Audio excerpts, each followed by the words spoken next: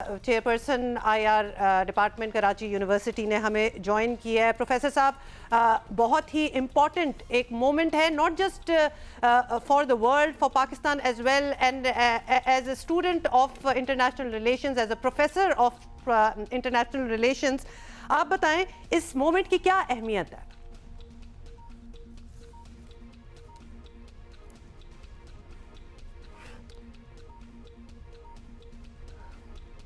Okay, so clearly we will try to connect. ہم اپنی positioning کی بات کر رہے ہیں. ہم نیٹ سیکیورٹی پرووائڈر, شہری صاحبہ نے کہا ہم بنے مئی 2025 کے بعد, اور ہم اپنے آپ کو نیٹ سٹیبلٹی پرووائڈر کے طور پر دیکھ رہے ہیں. پروفیسر صاحب, آپ کو ہماری آواز آ رہی ہے؟ جی professor, welcome to the transmission. آپ سے ہم یہی پوچھ رہے ہیں اس مومنٹ کی اہمیت کے حوالے سے. ہم نے ریسنٹ ایئرز میں کچھ اتنی بڑی چیز نہیں دیکھی, اور خاص طور پہ پاکستان کا to be at the forefront of trying to bring peace to the region and to the world. What does it mean? یہ بہت ایک تو پراؤڈ موومنٹ ہے پاکستان کے لیے. دوسرے یہ کہ اس کی بہت اہمیت ہے. جس طرح سے یہ جنگ شروع ہوئی اور جس طرح سے اس میں تباہی ہوئی, اس میں ایک ایسا ملک جو سفارتی طور پر ایک ہم کہہ سکتے ہیں کہ آئسولیشن کا شکار تھا, معاشی بدحالی کا شکار تھا, اس کی سیاسی اور عسکری قیادت نے جو کردار ادا کیا ہے وہ تو مدتوں یاد رکھا جائے گا. اور اس میں میں یہ کہوں گا کہ پاکستان کی جو ایک اہمیت اجاگر ہوئی ہے دنیا کے نقشے پہ, وہ بھی بہت زیادہ ہے.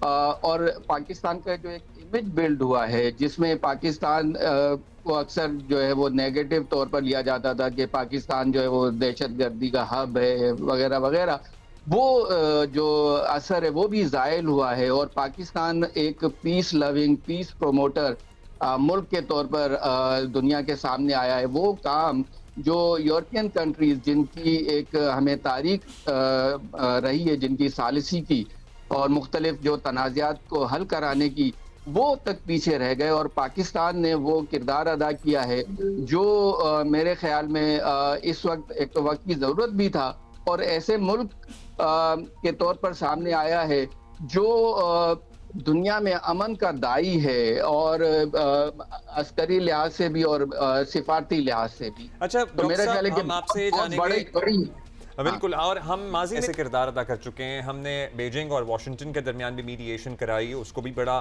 تاریخی سمجھا جاتا ہے. اور ہم نے دنیا کی عالمی طاقتوں, چاہے وہ USSR کی فورسز کا افغانستان سے وڈرال ہو یا پھر افغانستان سے پھر بعد میں امریکہ کا وڈرال ہو, اس میں بھی بڑا کلیدی کردار ادا کیا. یہ تمام یہ تمام مواقع دیکھتے ہوئے یہ جو موقع ہے جو آج ہم وٹنس کر رہے ہیں اور تاریخی ہے, یہ ان سے بڑھ کر کیسے ہے, یہ آپ ہمیں پلیز سمجھائیے گا.